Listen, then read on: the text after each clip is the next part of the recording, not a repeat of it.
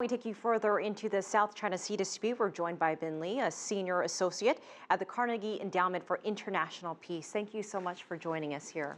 Thank you.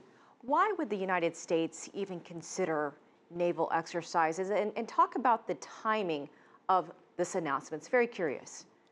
I think the United States worries that China would deny its access to this region and its influence in the region. So the United States makes very strong reactions to China's reclamation activities. Do you think that the United States is in part maybe appeasing some of its allies in the region, Japan and others, in saying something like this? I think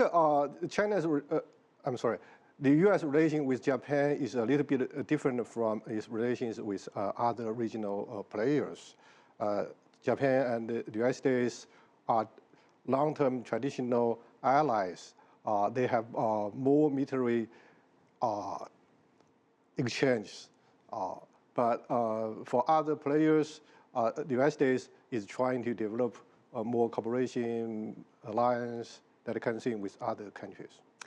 Secretary of State John Kerry will be in Beijing holding some high-level meetings with his counterparts in China. Do you expect this will be one of the topics of discussion? What do you expect to come out of that?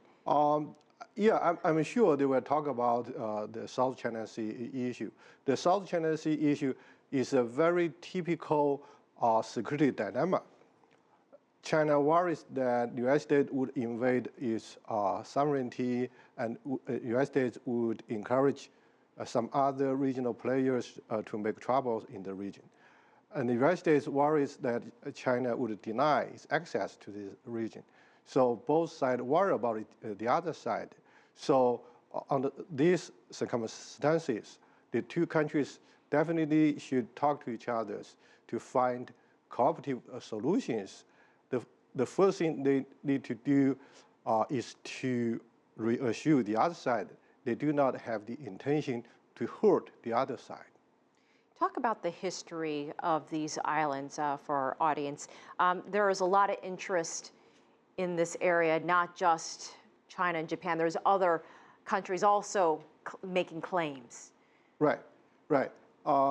Japan is not so much relevant to the South China Sea issue. Japan is another issue. For South China Sea issue, there's several other countries, Vietnam, the Philippines, and others. I think this is a new issue for China and for its neighbors. China has experience in solving territory dispute with its neighbors on land, but it does not have experience in solving territory dispute with its neighbors at sea. So China and its neighbors need some time to understand the nature of the issue, to explore some new approaches to solve their disputes. All right, Bin Li, thank you so much for your time. We appreciate your perspective here on this issue. Thank you.